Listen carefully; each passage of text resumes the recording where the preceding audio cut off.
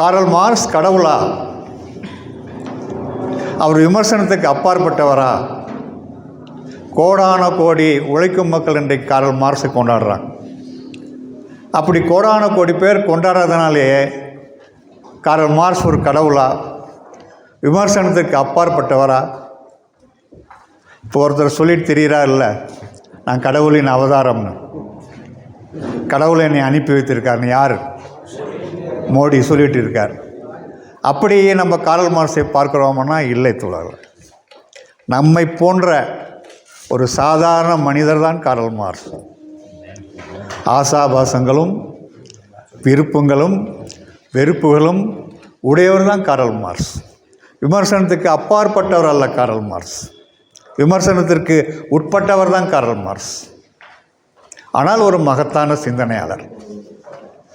அவர் காலத்தில் பல ஆய்வுகளை நடத்தி அடுத்த 100-150 ஆண்டுகளுக்கும் பொருந்துகின்ற சில கோட்பாடுகளை முன்வைத்த மகத்தான சிந்தனையாளர். அவர் கடவுள் அல்ல, விமர்சனத்திற்கு அப்பாற்பட்டவர் அல்ல, ஆனால் ஒரு மகத்தான சிந்தனையாளர் என்பதான் நம்ம ஏற்றுக்கொள்ளும்.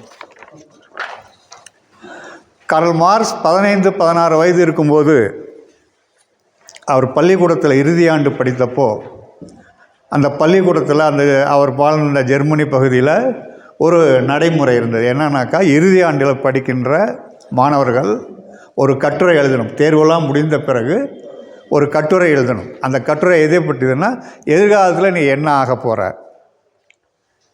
உன்னுடைய லட்சியம் என்ன, இதை பற்றி ஒரு கட்டுரை எழுதணும்.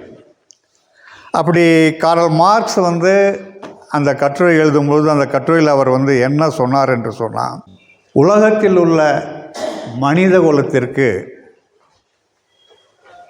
நல்லது செய்ய வேண்டும் என்ற லட்சியத்தை ஏற்றுக்கொண்டால் எந்த துன்பமும் எந்த இன்னல்களும் எந்த சித்திரவதையும் நம்மளை அடிபணிய வைக்காது.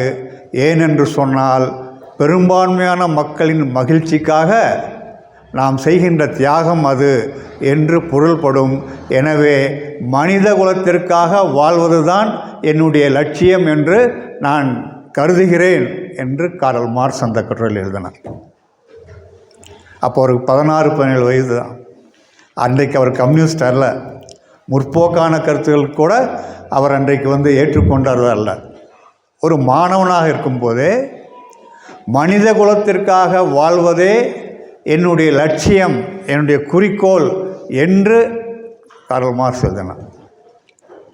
தோழர்களே, தன் இறுதி மூச்சு வரை அந்த வார்த்தைகளுக்கு, அந்த வாக்கியத்திற்கு விசுவாசமாக காரல் மார்க்ஸ் இருந்தார். அவர் அடைந்த துன்பங்கள் இன்னல்கள் கொஞ்சம் நெஞ்சம் அல்ல. தேசம் தேசமாக விரட்டப்பட்டார். ஒவ்வொரு தேசமாக விரட்டப்பட்டார். பிரஷ்யாவிலிருந்து விரட்டப்பட்டார், பாரிஸுக்கு போனார், பாரிஸிலிருந்து விரட்டப்பட்டார், இன்னொரு தேசத்துக்கு போனார், அங்கேருந்து கடைசியாக இங்கிலாந்தில் லண்டனில் தஞ்சம் புகுந்தார். அகதியாகத்தான் அங்கே வாழ்ந்தார் காரல் மார்க்ஸ். அதே போல் அவருடைய மனைவி ஜென்னி. காரல் மார்க்ஸ் ஒரு ஏழை குடும்பத்தில் பிறந்தவர் அல்ல. அவருடைய தந்தையார் மிகப்பெரிய வழக்கறிஞர். அவங்க வாழ்ந்த ஊரில் நன்றாக அறியப்பட்ட குடும்பம் அவரது. ஆனால் மனித குலத்திற்காக தன்னுடைய வாழ்க்கையை அர்ப்பணித்து, தொழிலாளி வர்க்கத்தை அர்ப்பணித்த காரணத்தினால் அந்த சொகுசுகளை எல்லாம் திறந்து விட்டு தான் அவர் ஒரு அகதியாக லண்டன் மாநகரில் வாழ்ந்தார். அதே போல் அவருடைய மனைவி ஜென்னி மார்க்ஸ் அரச குடும்பத்தை சேர்ந்தவங்க. அரச குடும்பத்தை சேர்ந்த அனைத்து ஆடம்பரையும் உதறி தள்ளிவிட்டு காரல் மார்க்ஸை காதலித்த காரணத்தினால், அவருடைய கொள்கைகளை ஏற்றுக்கொண்ட காரணத்தினால் அவரோடு வந்தாங்க. லண்டனில் அகதியாக அவங்களும் வாழ்ந்தாங்க. எத்தகைய துன்பங்கள் அவங்க இருந்தாங்க என்பதற்கு ஒரு உதாரணம் சொல்லணும்னு சொன்னால், காரல் மார்க்ஸுடைய குழந்தை, ஆண் குழந்தை சிறு வயதில் இறந்துடுது.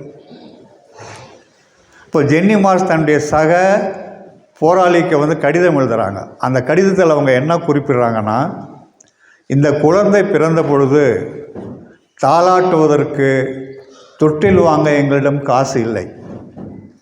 இன்று இந்த குழந்தை இறந்து கிடக்கிறது, சவப்பெட்டி வாங்க எங்களிடம் காசு இல்லை என்று அந்த கடிதத்தில் எழுதுகிறாங்க. அந்த அளவுக்கு அவங்க துன்பத்தில் இருந்தாங்க. பல நாள் கார்ல் மார்க்ஸ் வெளியில் போக மாட்டார். ஏன்னா அவருடைய கோட் அடகு வைக்கப்பட்டிருக்கும். குடும்ப செலவுக்கோ மருத்துவ செலவுக்கோ அது அடகு வைக்கப்பட்டிருக்கும். அதனால் கோட் இல்லாத காரணத்தால் அவர் வெளியில் போக மாட்டார். இத்தகைய பல துன்பங்களை சந்தித்த பொழுதும் தொழிலாளி வர்க்கத்திற்காக தன் இறுதி மூச்சு வரை கார்ல் மார்க்ஸ் வாழ்ந்தார் தோழர்.